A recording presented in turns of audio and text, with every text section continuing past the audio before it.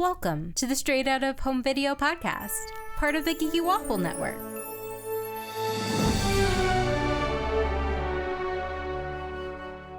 Hello and welcome to Straight Out of Home Video. I'm Vanessa and with me is Candace. Hello. And we are today talking about You Lucky Dog, which it's not lucky for us that we had to watch this movie, I think. What do you think, Candace? I remember watching this movie. I've seen this before because I believe in the early 2000s they would replay it because it is a decom. That's what they did. So at some point, I saw this years after it came out.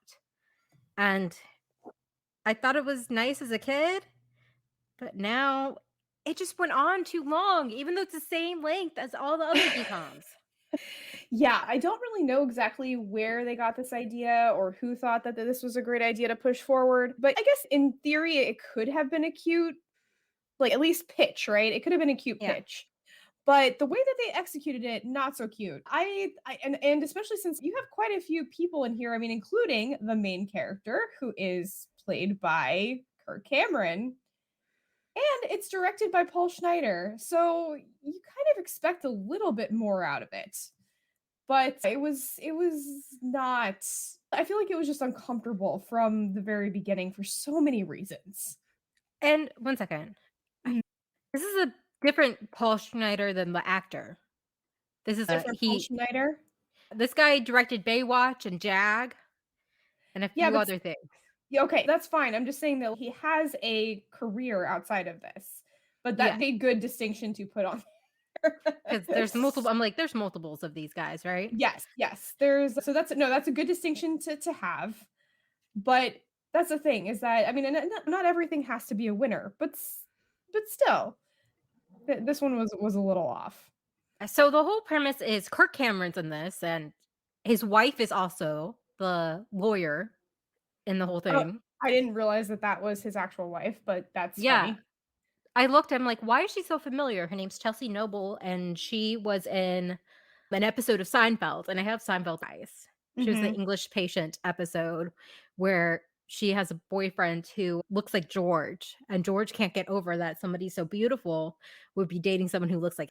That's why that's why she looks familiar. Okay, to me at least. But they've been a lot of things together. So I think he gets her cast and stuff, and she gets him cast and stuff. So that makes sense.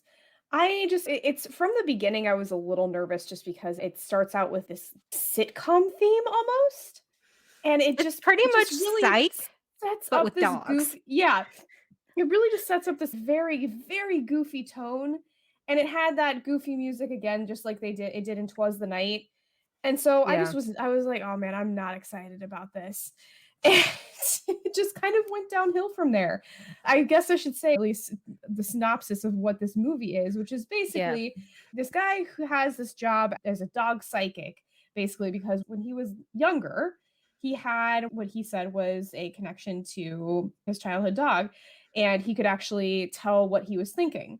So it was this whole big thing. There were lots of news articles about it. And he just kind of rode that wave into being this guy who claims to be a dog psychic. But you find out that is the only time he's ever actually had a connection with the dog, is with his childhood dog. He's faking it. And he's faking it for everybody else, which, again, very psych-like. But he's not as good as Psych, honestly. No. And he's found out fairly quickly, although I have no idea how long he had this job for before he's found out. But anyway, before he's called out on this, he has one man who comes in with his dog, and somehow this psychic instinct does click again, it's never explained exactly what this is or why he can do this or why there's only certain dogs that it happens to. But anyway, it clicks again. And he impresses the guy who's there with his dog. And so a very rich guy. A very rich guy. Yes. Mr. Windsor, whose driver and assistant is played by Uncle Phil. Yes, James correct. Avery. Correct. So I just was like, it's Uncle Phil from Fresh Prince of Bel-Air. I mean, how many Uncle Phils are there? No, I mean, hopefully anybody who's listening to this podcast probably knows who that is. But yeah, we have some younger listeners, though, who might not have grown up with Fresh Prince like we did. Exactly. And so he's very impressed by him. And so later on, you find out that this guy is mega rich and he has these three, I guess, were they nieces and It's nephews? yeah, it's one Yeah, niece and one 2 one niece and nephews, two and nephews, and he passes away. So they're there to hear the will reading and they're expecting to get all this money. And which I basically the found out Mhm. they don't do will readings like that in real that's a thing for TV. For TV. Well, you Like, have to have the drama. Come on. so much And drama, and you yeah, have to say it out loud in front of everyone too. exactly, because that's the most embarrassing, and they Yeah. they were apparently horrible people, and so he Mhm. didn't wanna leave anything to them, and he didn't, and instead, he left all his money to his dog, and Lucky. in yes, Lucky, Your and lucky dog, he's lucky, he has millions of yes, dollars now. and Kirk Cameron's character, because he had this connection with the dog and kind of include the guy in Mr. Windsor to how awful his niece and nephews were, even though, I mean, I'm sure he knew, but basically it was just kind of a warning. He was like, "Okay, you get to be this dog's handler basically, and you get to decide how this money is spent in relation to the dog." So basically, he inherits 64, so I think million Yeah. dollars, even though I mean it technically belongs to the dog. And so he's freaking out. Obviously, the niece and nephews are freaking out because they don't get anything. They And find out that from their lawyer if Kirk Cameron's character is seen as inept or insane, the money will all go to them, yes. which it seems like a weird clause to have, you know? I guess that's more so legal situation of if yeah, if you find You out can that contest it. someone's debilitated or something, then they can contest it. So, of course, now they're trying to figure out how to see if this guy is really crazy or at least make him look crazy. And Yeah. I, I don't know, their whole situation in general was just really really weird because apparently they were all living in this house and I guess Mr. Windsor was bankrolling all of them Yeah, because they were because freaking out about what they were going to do. They're like, "Well, what are we going to do until we get the money back?" So I'm like, "Why did this guy not cut these people off before before. dying?" Yeah, because Mr. Windsor takes Lucky in at the beginning because something's wrong with Lucky, and Kirk Cameron realizes he thinks that there's 3 people in the house with you who are hostile, and that's worrying Lucky. So the dog knew something was up from the start. And can I just say one of the nephews is John D. Lancey, Yes, who who was plays Q. Q from Star Trek. I can't believe That he was was in this. that was the thing. That was so exciting because I didn't know exactly what this movie was or who was in it until I kind of try to make that a surprise for myself. And Yeah. he showed up and I was like, "Oh my god, it's Q." And so I got more excited about the movie even though I was still not excited. That was a really cool reveal. But yeah, I don't understand how they were living and also what their deal was because the two nephews kind of looked, I mean, not normal, but I mean like normalish, right? They had their suits or whatever. But the niece was like a cross between some sort of socialite and an 1800 lady and I don't know what that clothing was. That It's was so what weird. it's how kids to let them know that they're rich, you know? Yeah, but it was like she was trying to be in a period piece or something. It was very, very odd. And her deal is that she's so fashion conscious, and I'm like, "You have no idea what you're doing." I don't know. And then the other nephew is played by Taylor Negron, and he was in the Olsen Twins series called So Little Time, which was on, I think, ABC Family. My sister and I love that show. So there was a bunch of character actors in this that I thought was just really interesting. And I actually recognized him from Angels in the Outfield. He Oh, was yeah. yeah, he was the guy who was basically I don't remember now, it's been so long since I've seen that, but I just remember him being kind of like sort of this he was a negative character. I remember that. Yeah. And so I automatically disliked him in this. But it is interesting because I feel like this pitch might have been okay, especially since it reminded me of have you heard of this did kind of happen, not in necessarily with the niece and nephews, but Gunther's Millions. Have you heard of this? Mm-mm. This is a documentary series which it literally is about a dog who inherited a fortune from his owner. Wow. Yeah, so I'm like, wow, well, the premise is kind of silly. Apparently, it can happen. Did he have a psychic with him? Not a psychic, but he definitely has a publicist and I think someone else who a couple Wow. other staff members who handle his money and everything, and it's very intense. And now they're on but see, now they're on the 3rd or 4th or something iteration of Gunther because the original Gunther passed away, and so it's Oh, wow. just descendants now. Wow. Yeah. Okay. So dogs are a dog socialite, a dog old money. Yeah, I mean, and it's funny because these dogs are living the life. Yeah. And like this dog, Lucky, they go to the Mhm. mall, which shouldn't be taking a dog to a mall. And he picks out a couch and a bunch of shoes that he's going to eat Yep. and a bunch of toys from the pet store and just living the life. Living the life for real, and I'm like, there's no way that they would have allowed this dog in any of those stores. And can I just say, my dog Bucky had issues with the 2 movies that we watched back to back Mhm. because this dog is named Lucky, Mhm. and they kept saying Lucky, And he was like, and "Bucky?" yeah, Bucky. Actually, I think his original name was Lucky, but the rescue changed it because Oh, they had really? too many Luckies. But well, Bucky is just is the same with just a B. I mean, obviously he knows that. Ucky. But He knows the Ucky. Bucky, exactly. Mhm. But yeah, But yeah, that yeah, I'm so well, sorry, Bucky, I know. I mean, we need to have a movie. Well, he has his own movie, obviously, Winter Soldier, yeah. He but likes this when Chris is Evans says his name. exactly.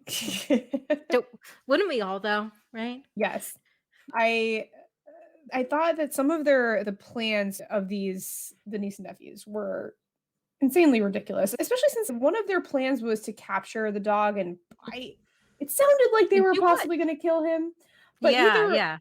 either way, that was not part of what would get them the money. I mean, they had to prove Kirk Cameron's character mentally unstable, and I'm pretty sure there would probably be contingency plans in there for if the dog passed away or went missing or whatever. And I don't think that they would get the money in that case. So I don't understand why that was even on the table for them. Yeah. I can't tell you. I don't know. The whole thing is a real mess. There's an action scene where they break into the house, and then there's a courtroom scene, The courtrooms which I don't know what the verdict they were trying to get was. That he was crazy, that Kirk that he Cameron was was crazy? crazy. Yes, that he Yeah. was crazy. So and the thing was is that the way that they were trying to fix Kirk Cameron and his lawyer were trying to fix this was for him to actually demonstrate Yeah. that he is because basically what happens is when the dog gets too excited, then he basically becomes an avatar for the dog Yeah, and so we see channels the Kirk dog. Cameron biting stuff, like chewing on Yes. shoes and scratching his ear. And people do think he's crazy because of that. And Yeah. and that's the thing is that they're like, "Oh yeah, well let's demonstrate that in court." And I'm like, "That is probably very counterintuitive to what you're trying to do." And so But he's moving like the dog with the dog in sync and saying things, but they do a thing where he turns around and only Lucky can smell or see what someone's holding, and that kind of yes, proves so that and just was people accept it. yeah, People I like know that was everyone's like, it was a good idea, but I don't think that it was legally sound. Is basically what yeah. it's and but the jury is impressed. Everyone's like, "Oh my goodness, yes, this must be the real thing." And then finally they find out that Lucky is remembering the night that his owner died. And so Kirk Cameron's character is able to see what happened and the guy who played Q, I forget his name now, but he's it turns out he's the one who actually poisoned Mr. Windsor. And so Kirk Cameron's like, Then "Oh, this is okay, I'm getting to it." And then it's like, "Oh, you did it. You poisoned him." And everyone's like, "Oh my god." And then the dude pulls out a gun, which in how a did he get that courthouse. into the courthouse? I mean, I don't know if they have metal detectors or had metal detectors at this point, but I'm pretty sure that they have more security that would be able to detect if you had a gun, especially if you are a prosecutor, defendant, whatever. If you are Yeah. part of that, I don't understand how he got that in there at all. I don't get it either. It's like if you ever done jury duty, you have to be scanned, you have to go through so many metal detectors and everything. So yeah. And then You think the dog gets shot? Yeah, but I was like, "There's no way. There's no way. This is I not don't that know. kind This of movie's movie." weird. Yeah, this movie, but this I guess sure, this movie is so weird. But it's like, "Oh, the dog gets shot," and then all of a sudden Kirk Cameron's like, "Oh no, I can't live without you," and I'm like, "Wow, that happened really quickly." Oh, and But then the dog's lying down on the ground. He's like been wounded. And what, the dog was faking it for attention? Because they're like, apparently, "Oh, it just grazed his ear." I guess this dog is kind of a ham. Yeah, I lucky. mean, you wouldn't you if you had $64 million as a dog? And I just wanna say, okay, so the dog's name is Bogus, the actor's name. Actor dog. Actor Bogus the dog. Mhm. He's very talented. Oh, yeah? What else has he been in? Oh, nothing, but he was very talented in Oh, this yes, he movie. was very talented. He could nod his head in certain ways. Mhm. I was very impressed with the dog actor. Yeah. Yeah, I have to say So that was because there's no way that dog's still alive. no, that's true. Aw. That's always makes me sad when I see I know dogs that and, like, they yeah. It's like, that dog is so dead. Oh, so all those dogs are dead. sad. Because at the end, we see that Lucky realized that you could buy the dogs at the pet store, which is Yeah. actually bad, Lucky. You should I go to the well, no, rescue so because here's right. I mean, that's the thing. Yeah, I think that with that, I'm like, "Wait, can you just rescue the dogs?" yeah, The pet I mean, and if the pet store if they don't get bought at the pet store, then they need to be rescued anyway, but but it's yeah. gonna do supply and demand, and the pet Mhm. store is just gonna get more Yeah, of them. I know, I thought about that too, but I don't think that that was such a social issue. I mean, not as big social issue at that time, maybe, but I don't think that Lucky understands that. I noticed that too. But then He's no, a rich dog. He but the grew up funny in thing privilege. He doesn't yes, he know. did. But the funny thing was is that so the lawyer comes over and obviously he's got a crush on her and everything, and she has a daughter, and the daughter's the one who wanted the puppy, and he's like, "Oh, I bought the puppy for her. He's gonna live here, but it's her dog." And I'm like, "You did this without the mom's consent?" And the mom is just totally fine with it. Also, they just started knowing each other, not even dating. So what Yes. happens, the dog lives at his house. What Yeah. happens if the 2 of them break up? That little If girl they even can't start visit her dating. dog. I know. And Like, again, I would be like, "Dude, you crossed a boundary. You didn't even discuss this with me." Absolutely yeah. not. But then the theme song plays again and everybody's happy. This theme song's called Togetherness, Yeah. which I thought was like a oh god, what's his face? The Toy Story guy. Yes. Randy Newman. Yes, Randy Newman, yeah. Sounded like it did sound like that. It had It that sounded like a quality. discount Randy Newman song. It did sound like that. Togetherness. Whew. I don't know. This was rough. It was rough. And do you wanna Rough with an know RUFF. I ha ha ha ha. had to add a pun in there. I will say the funny thing is that Kirk Cameron is obviously everybody finds him charming, especially at this time in his career. I think that he probably did his best. He was going pretty all out with it. Uh, He embraced it at least. he embraced it, and that you can't fault him for that. But it was just very uncomfortable. Do you want to guess what the audience score for Rotten Tomatoes was? 2%. You're off by 60%. Damn! I thought it was Yeah, 62%, so which I'm bad. like, wait a second. The Luck of the Irish was 53%, and I don't understand how this one scored over that. How is I that found Luck of the possible? Irish more entertaining. I know, But that could be yeah, a nostalgic thing though, because I I remember don't Luck of the think Irish no, I don't more. think. But here's the thing: I didn't see any of these at either of these. I don't think before we've watched them for this recording, and I definitely was like, "Oh, Luck of the Irish is cute. I could watch this again." I'm not Yeah. watching this movie again. I don't understand why people like this more over Look at the Irish, but I don't know. Maybe it's uh, Kirk Cameron's fans. He has a big maybe. Christian group of Yeah, fans. that's true. That's true. Anyway, I feel like we have talked It's about enough. that's enough. That's enough. You know everything you need to know about this movie at this point. I can't believe there was poisoning, murder, a gun, all this in a cute little dog movie. That's also true. That's kind of well, that just goes to show what our culture is. But anyway, I think that's all I can say on this. Yeah. Well, Candace, where can they find us if you even want to Oh, after yeah. talking You about can this find us at movie. thegeekywaffle.com, geeky_waffle, the geeky waffle everywhere else on social media. Awesome. I'm Vanessa. And I'm Candace. And I hope you have a happily ever after until you inherit $64 million for being a fake dog psychic. The end.